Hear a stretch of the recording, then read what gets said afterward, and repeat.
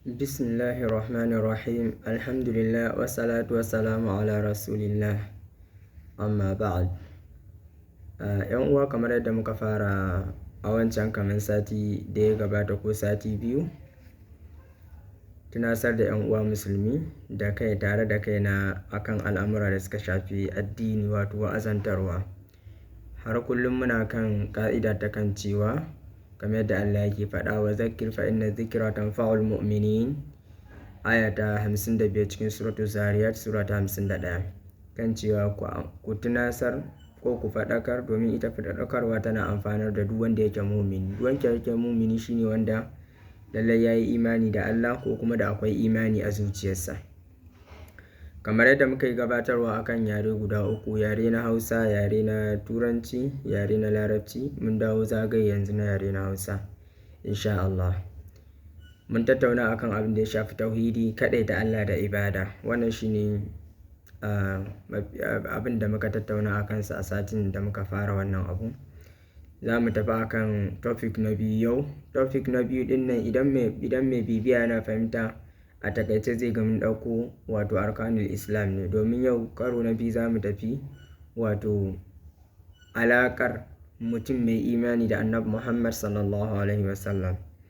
A gurguje, Annabi Muhammad sallallahu alaihi wasallama shine manzon Allah, ko kuma shine Muhammad bin Abdullah, kuma mahaifiyarsa Amina. To shine Muhammad, ba mahaifinsa Abdullah, mahaifiyarsa Amina.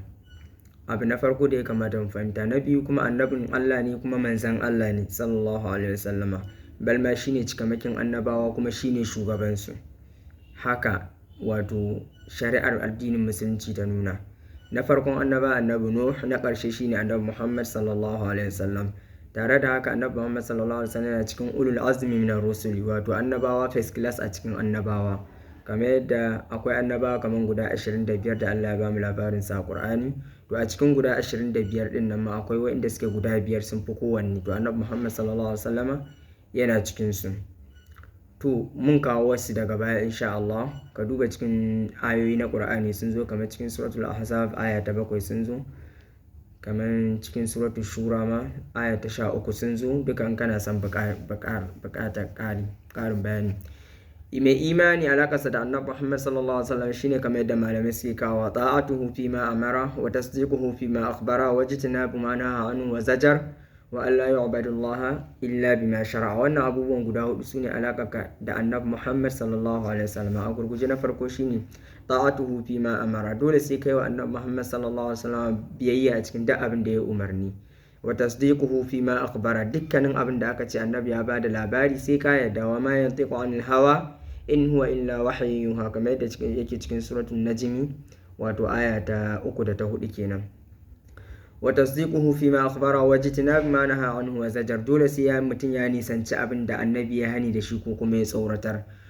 Wa ma atakum rasulu fakhuzuhu wa ma nahakum anhu fantahu, da abin da Annabi ya zo muku da shi karbe shi, abin da ya hane ku gudu daga ku hani daga gare shi, aya ta 7 cikin suratul wato Hashr kenan. Wa alla yu'badullaha illa bima shara'a, kada ka bautawa Allah sai abin da Annabi Muhammad sallallahu alaihi wasallam yayi shari'a da shi, wato ya shar'antar da kai, wato ya koyar. Wayannan guda hudun a takaice kan mu tsawaita su ne alakar mutum mai imani da Annabi Muhammad sallallahu alaihi wasallam, kuma su ne cikakkiyar kauna, wato soyayya ta Annabi Muhammad sallallahu alaihi wasallama. Abinda muka faɗa na daidai Allah ya karba mana, abinda muka kuskure Allah ya gafarta mana. Assalamu alaikum wa rahmatullahi wa barakatuh.